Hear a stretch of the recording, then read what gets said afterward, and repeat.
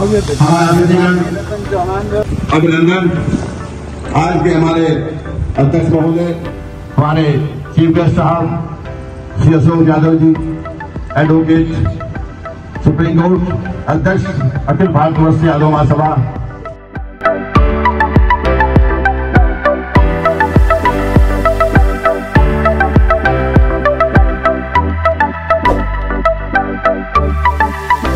माला और पुष्प अर्पित कर हमारे चित्रों पर अतिथिगण के द्वारा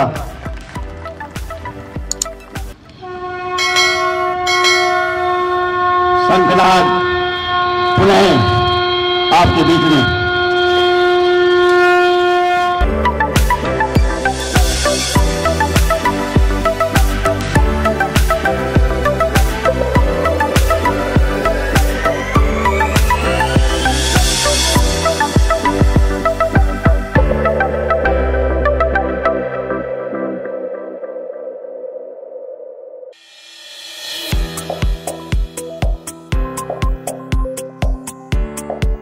तालियों से स्वागत।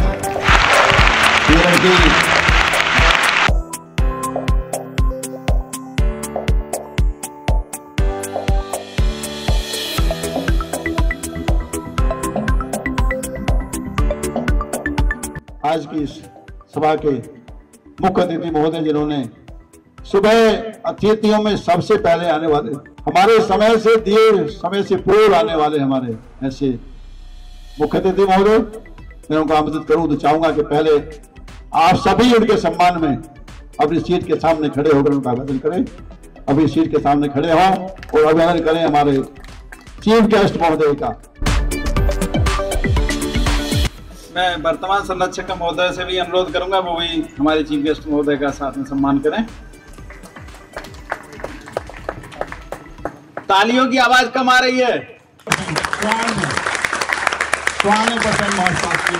जय यादव, जय यादव, जय माधव, जय माधव। बहुत बहुत धन्यवाद। आज की सभा की अध्यक्षता कर रहे माननीय अध्यक्ष जी, संचालन कर रहे माननीय विजयपाल जी, बागपत महासभा के अध्यक्ष आनंद जी, हमारे साथी अति विशिष्ट अतिथि माननीय एसके यादव जी, चेयरमैन साहब विवेक जी। वैसे तो मैं सबके नाम लेना चाहता हूं, लेकिन मैं भी महसूस कर रहा हूं काफ़ी देर होगी, गर्म भी है। मैं एक बात थोड़ा सा अभी विजयपाल जी से माफ़ी मांगते हुए और अध्यक्ष जी से परमिशन लेते हुए कहना चाहता हूं, हमारे कई साथी जो फोटो खींच रहे हैं, मैं चाहता हूं पटका पहना के इनका भी सम्मान करें। ये लोग बहुत देर से निस्वार्थ सेवा कर रहे हैं सबकी। विजयपाल जी, किसी को भेज दिए पटका इनको पहना।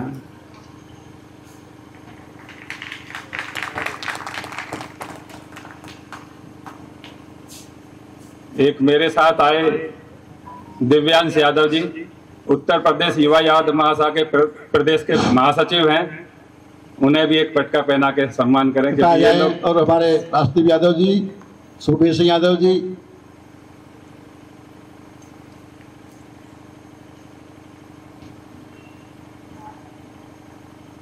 बहुत बहुत धन्यवाद। बहुत बहुत धन्यवाद। माफी चाहेंगे कि हम भूल गए थे, उन्होंने फिर भी हमारे सम्मान को स्वीकार किया। धन्यवाद। क्योंकि ये भी पत्रकारों की तरह बहुत मेहनत करते हैं। हमारे जैन साहब बैठे हुए हैं और भाई यहाँ जितने लोगों ने भी बात कही, हमारे बच्चों के लिए, उनके परिवार के लिए बहुत अच्छी बात कही है। पहले मैं बलेनी में भी आया था, फिर डोलचा भी गया था, वहाँ पता लगा कि एक मेरी बहन है वहाँ, और अभी उनकी बेटी को मैंने सम्मानित किया। मैं नहीं पहचान पाया, लेकिन उसने मुझे पहचाना, बताया कि तुम मेरे भाई हो। मैं उसके लिए सॉरी, क्योंकि उस परिवार से मेरा बहुत पुराना नाता है। उसके पिताजी मेरे फूफा जी लगते हैं गढ़ी में, गाजियाबाद से, अब नोएडा में है। मैं बहुत ज़्यादा नहीं, एक छोटी सी कहानी जरूर कहना चाहूँगा, क्योंकि समय बहुत है, थोड़ी जल्दी में मैं भी हूँ। हमारे एक रिलेटिव हैं, 5वीं क्लास तक बच्चों, आप लोगों के लिए विशेष बात है क्योंकि बच्चों के लिए वजह से हम लोग आए हैं। 5वीं क्लास तक वो बिल्कुल साधारण बच्चा था पढ़ने में, मेरी उम्र का बिल्कुल बराबर था, मेरी रिश्तेदारी में है। खैर वो बहुत गरीब इसलिए नहीं कि वो फाइनेंशियली जमीन जायदाद अच्छे थे, लेकिन उनके गांव में क्या होता, तो पहले गांव में ओगल आता था, आप लोग शायद जानते हो, पानी अपना आप निकल आता तो फसल गल जाती थी। बरसात के समय भी वहां थोड़ा गल जाती तो फसल कम होती थी, तो फाइनेंशियली बहुत अच्छी स्थिति नहीं थी। लेकिन 5वीं क्लास तक उस बच्चे ने बहुत मेहनत करके पढ़ाई करे पास की। जब 5वीं क्लास हो गई तो दूसरे स्कूल में दूर जाना था उन्हें। वहीं बराबर में एक बनिया का परिवार था, उनकी माँ उसे लेकर जब 5वीं क्लास के पेपर पूरे हुए उसी दिन शाम को उस बनिया के घर गई, उनसे बोली कि भैया हमारा ये बेटा 5वीं पढ़ा, इसका पढ़ने में थोड़ा सा मन है, अगर कुछ हेल्प कर सके तो हेल्प कर दो। उनका बच्चा 6ठी क्लास में था, उसके 6ठी के पेपर थे। वो बोले कि मेरे 6ठी के पेपर ये अभी दे रहा है, इसके पेपर होते ही तुम इनकी किताब भी ले लेना, जो भी हेल्प होती है वो कर देना। और वो बच्चा बोला कल से ही आ जाइए मेरे पास, मैं पढ़ूंगा, साथ साथ ये भी पढ़ता रहेगा। उसने पढ़ना शुरू कर दिया 6ठी क्लास के पेपर के साथ साथ। और जब 6ठी क्लास वाले बच्चे के पेपर खत्म हो गए, उन्हें सारी किताबें उसे उठा के दे दी, वो लेकर उन्हें अपने घर आ गया किताबों को। और गर्मी की छुट्टी होती है उसमें उन किताबों को वैसे ही पढ़ता रहा, ना किसी की गाइडेंस थी ना कुछ थी। लेकिन जब 6ठी क्लास में उसमें एडमिशन लिया और टीचर ने उसे पढ़ाना शुरू किया, प्रिंसिपल साहब यहाँ बैठे हैं, जिस बच्चे को पहले से किताब पढ़ी हुई होती है वो बहुत कॉन्फिडेंस में होता है और वो हर चीज का जवाब देने लगा। उस बच्चे का इतना कॉन्फिडेंस बढ़ गया कि वो क्लास में फिर टॉप ही करने लगा हर जगह। जब वो हाई स्कूल तक पहुंचा, तो बुलंदशहर जिला है उसका, हाई स्कूल तक पहुंचा तो उसने पूरे बुलंदशहर डिस्ट्रिक्ट में जिसकी फाइनेंशियल पोजीशन बहुत बेकार थी, किताबें हमेशा उसी 6ठी क्लास के बच्चे से मिलती रही और उन्हें हाई स्कूल तक वो पढ़ता रहा। उसने बुलंदशहर में मतलब एक तरह से टॉप ही किया पूरे जिले में साइंस में। हमारे पिताजी को पता लगी उसकी, क्योंकि रिश्तेदारी में था, तो हम उसे अपने घर ले आए। हमारे पिताजी, मेरी बिल्कुल साथ पढ़ता था, मैं रोज साथ ही पढ़े। उसने 12th हमारे यहीं से किया और फिर वहीं से इंजीनियरिंग में हो गया। इंजीनियरिंग में भी यही हुआ उसके साथ कि उसने कोई कोचिंग नहीं की, लेकिन एक अपने साथ के बच्चे से जो कोचिंग करता था उससे वो कोचिंग के नोट्स ले आया, उनसे पढ़ाई की। तो पहली बार में ही उसका गवर्नमेंट कॉलेज में, इंजीनियरिंग कॉलेज में हो गया। इलेक्ट्रॉनिक्स से उन्होंने इंजीनियरिंग की और जो पढ़ते पढ़ते एक तो उसका उसी कॉलेज में प्रोफेसर में हो गया। दूसरे रिजल्ट IES का थोड़ा लेट आता है, पढ़े लिखे लोग जानते हैं, उसका IES में हो गया सिलेक्शन और वो आज की डेट में बहुत बड़ी पोजीशन में देश की सेवा कर रहा है।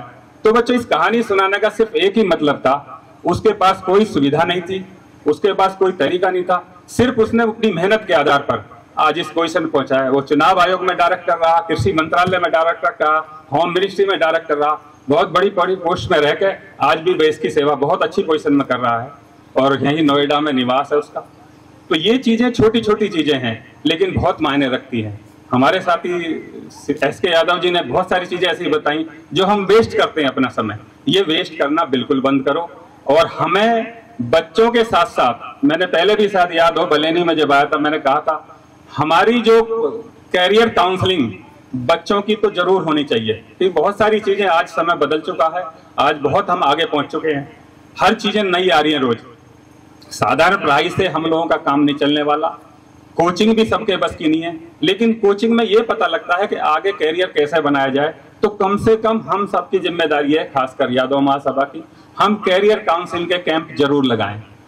प्रशस्ति पत्र देने से बच्चों में प्रोत्साहन आता है, उनके साथ में बैठे दूसरे बच्चों में प्रोत्साहन आता है।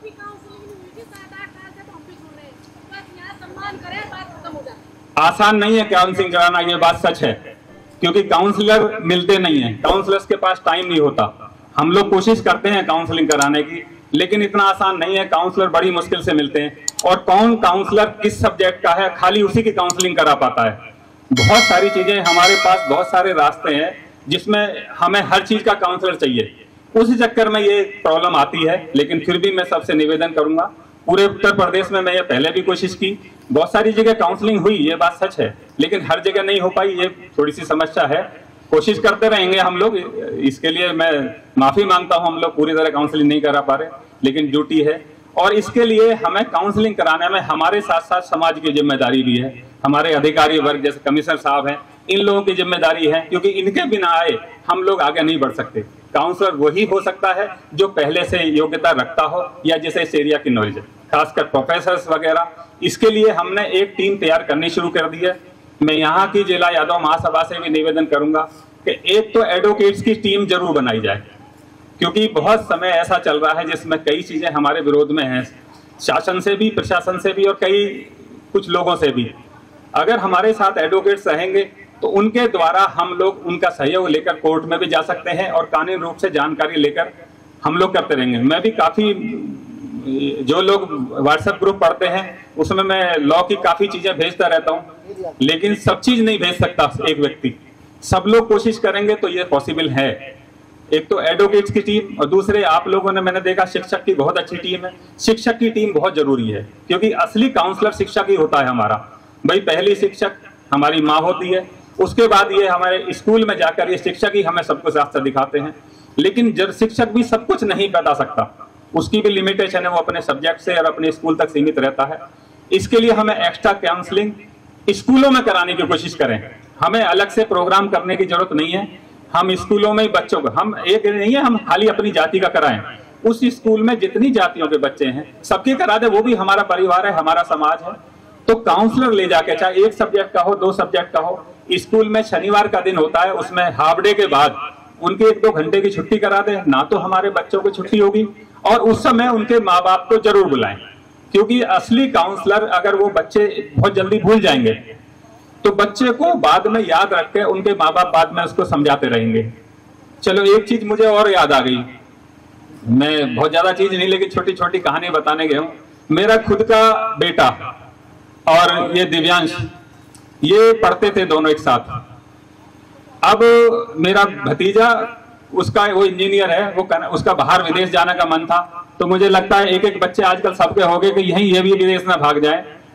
मैंने कैरियर काउंसिल का प्रोग्राम देखा, सुप्रीम कोर्ट में कोई बोर्ड लगा के गया था। मैंने लेकर गया दोनों को कि चलो तुम्हें आज एक प्रोग्राम दिखाता हूँ। हमारे सुप्रीम कोर्ट की क्रिकेट मैच की क्रिकेट की टीम में भी था मैं उस समय सुप्रीम कोर्ट। मैंने कहा मैं क्रिकेट खेलूंगा, तुम लोग उस कोचिंग में चले जाना। मैं इन लोगों को कोचिंग बैठा के अपना मॉडर्न स्कूल दिल्ली में करंट प्रेस के पास में हमारा मैच था, मैं वहां चला गया। जब मैं मैच खत्म हुआ, मैं इनके पास आया, इनका फोन आ गया था पहले ही। जब मैं इनके पास पहुंचा तो गाड़ी में बैठने में एक पैर इनका अंदर गाड़ी में था, एक पैर बाहर था, कि बोले कि हम तो कब लॉ करेंगे। तो काउंसलिंग का ये फायदा होता है कि ना तो ये विदेश गए, लॉ करके साथ सुप्रीम कोर्ट में प्रैक्टिस कर रहे हैं। इन दोनों ने बहुत अच्छी लॉ फर्म बनाई है और बहुत अच्छा वकालत का काम कर रहे हैं।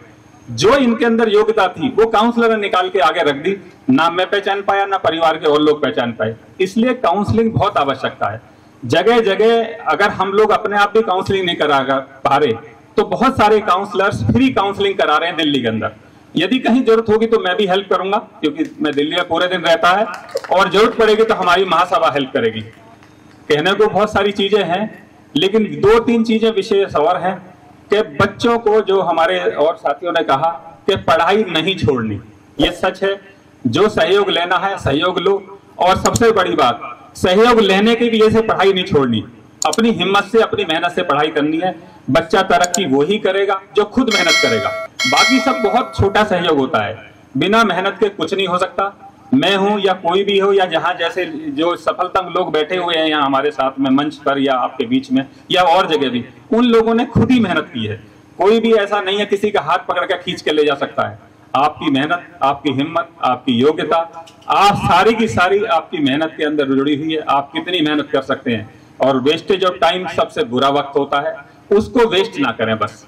और माँ बाप के अलावा कोई व्यक्ति जो समझाए उसे सुने, लेकिन माँ बाप से जाके उसका डिस्कशन जरूर करें, क्योंकि माँ बाप से बढ़िया सलाहकार कोई नहीं हो सकता। मैं अपनी बात यहीं खत्म करूँ, क्योंकि सब लोग भूखे भी होंगे, गर्म भी है। बहुत बहुत धन्यवाद। जय माधव, जय यादव।